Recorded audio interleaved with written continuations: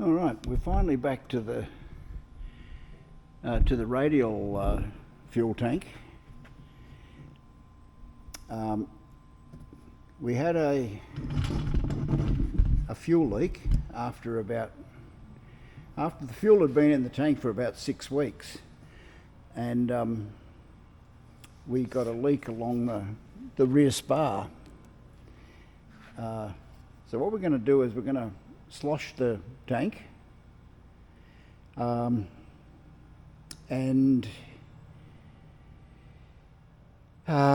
then first thing tomorrow morning we'll put the wing back on again before the slosh has gone off properly. So if there's any movement required in the wing, the slosh will still be soft enough to account for that. That's the theory anyway. We'll have to just wait and see how it goes. But that's what we're up to. I'm about to start mixing the slosh, and based on experience from last time we did this, there is a huge amount of mixing to do. So there's my workbench right there with the 1 litre can of slosh, and I'll start mixing because that takes about 3 days. Here's the sloshing compound. It settles out quite well. This is what's on the bottom. The objective is to mix and mix and mix until your arm falls off, and then use the other arm for a while. At least that's what I had. That's what I did last time.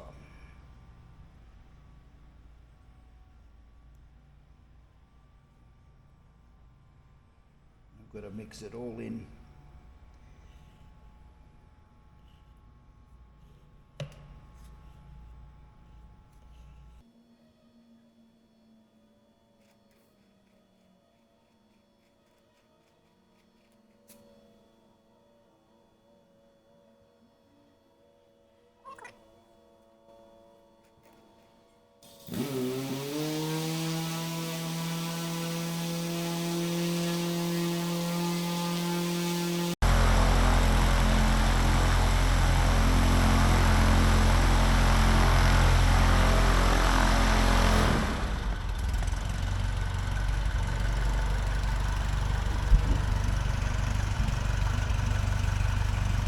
Rather than sit there and watch me mixing this for 3 days, you can watch the neighbour taxing past. I guess he's going gliding. He's got a glider hook on the back of his Scout, and he'll be going down to go gliding. Okay, back to watching me stir paint for 3 hours.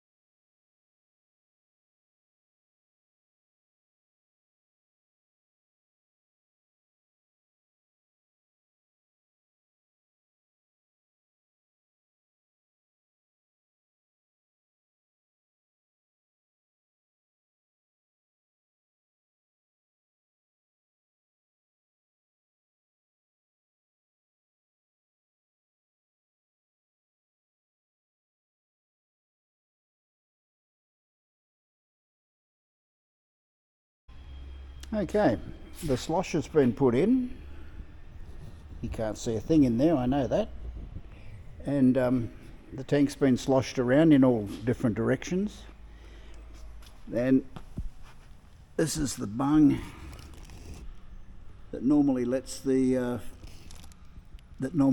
fuel out to go to the engine.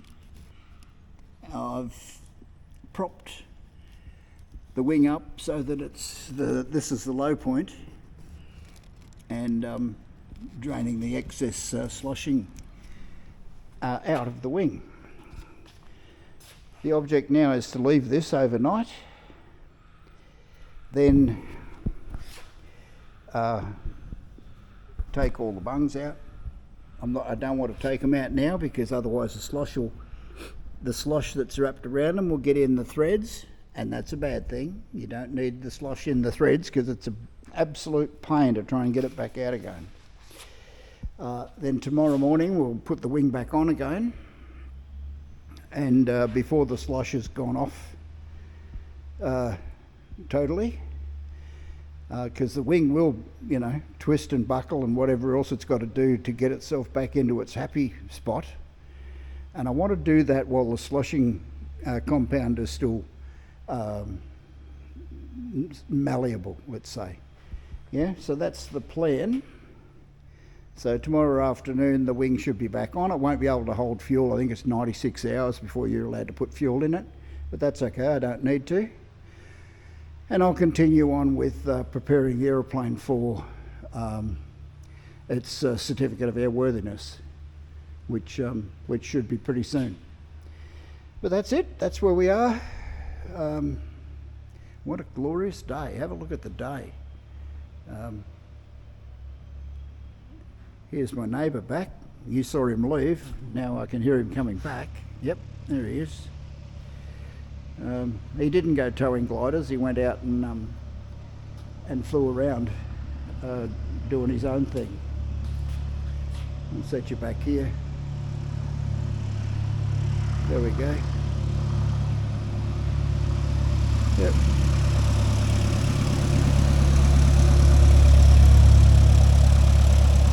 That's his hangar over there. Okay, back to the two-stroke Renegade. Well, here we are. It's the next morning.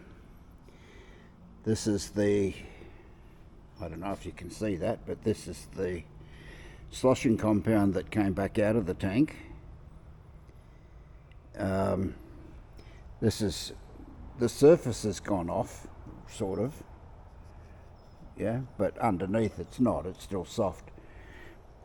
I put 500 mils in, which is that much, up to there. And right now there's about 200 mils. So basically there's 300 mils left in the tank. And 300 mils is about a can of Coca-Cola. Yeah, so it's not very much is left in the tank. Here's where I drained it back out. Yep, beautiful stalagmites and stalactites. Whoops, and it's still a bit wet. That's a bit of a problem. But anyway, this piece, this brass device, is sacrificial. There's no way you're going to get that stuff out of the threads in here. So when I take this out, the threads that are in there will be nice and clean. And it's pretty much the same with these as well. I deliberately left these things in, knowing that they'll unscrew and leave clean threads underneath. So just be careful of that. You've got to think it through a little bit. Right, anyway, let's take a couple out and see what happens. It was a reasonably cool night last night. It would have got down about 0 or something like that. There was no frost, so I don't think it went too much below 0.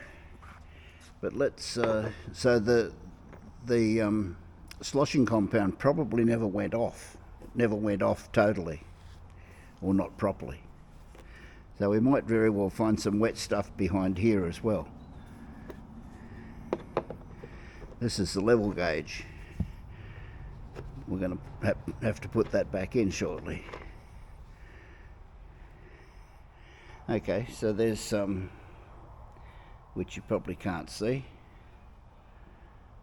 There's a little bit of sloshing compound on that. I'll make sure the hole's clear before I put the fittings in there.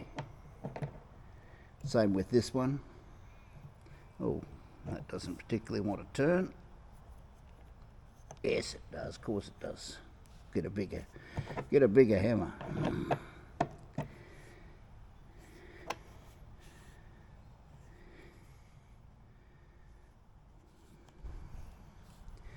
I'm gonna put this level gauge back in while the wing's on the bench. It's too hard to try and do it when it's jammed in next to the other wing. Yeah, there's a little bit in there, nothing startling. And there's another one, the fuel tank vent on top of the wing here. Get you sorted out one way or another. No, that's probably not going to work neither. No, we're probably better off where we were.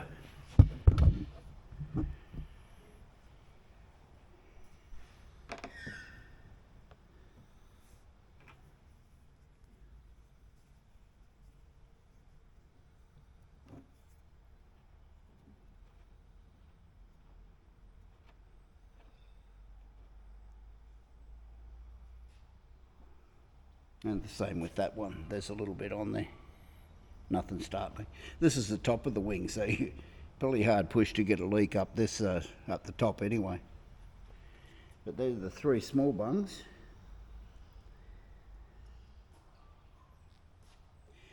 Now we've got to fit these two fittings.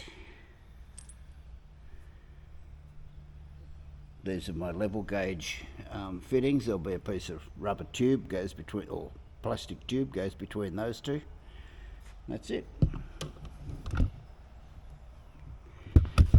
Here we are back here, there. These will go here.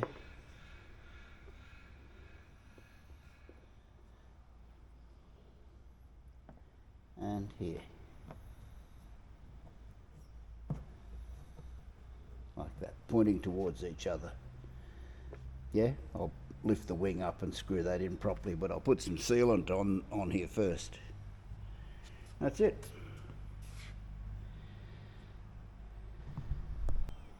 Well, here we are at the end of another week. It's lunchtime Friday. The right wing is back on again. The turnbuckles still need to be locked up. But the cables have been tensioned. I've still got to put the bolts in the wing joint in the centre there. The rear one's done. I've got to do the two front ones and put that fairing back over the top. I won't be putting fuel in the wing, or in either tank actually, until probably mid next week. I want the slosh to go off really well. And yeah, that's where we are. So I'm tidying up here today. And if I get a chance, then I'll go to the other hangar and start working on the other two aeroplanes as well. Looks like I've lost a coil on the two-stroke, one of the coils. One's firing its two spark plugs just fine and dandy, but the other coil is not firing very well at all. So there's a little bit of work to do with that. But that's it. That's where we are. I think we're in for a wet weekend. We're supposed to get some rain here. I think up until Tuesday or Wednesday. So that's okay. I've got to raise the logbook for this Renegade, for the radial. Raise the logbooks and make sure I've got everything else off the checklist that are going to want to be presented when I present the aeroplane for its certificate of airworthiness. So anyway, that's where we are. It'll be wherever you are might be a good weekend, especially if you're in the northern hemisphere. It should be summertime and everybody should be happy. So try and get your feet off the ground if you can. You know the rules. and just basically enjoy whatever it is you get up to. And I'll hopefully next update, this radial Renegade should have its hopefully have its certificate of airworthiness. Oh, then we're going to have some fun. Bye now.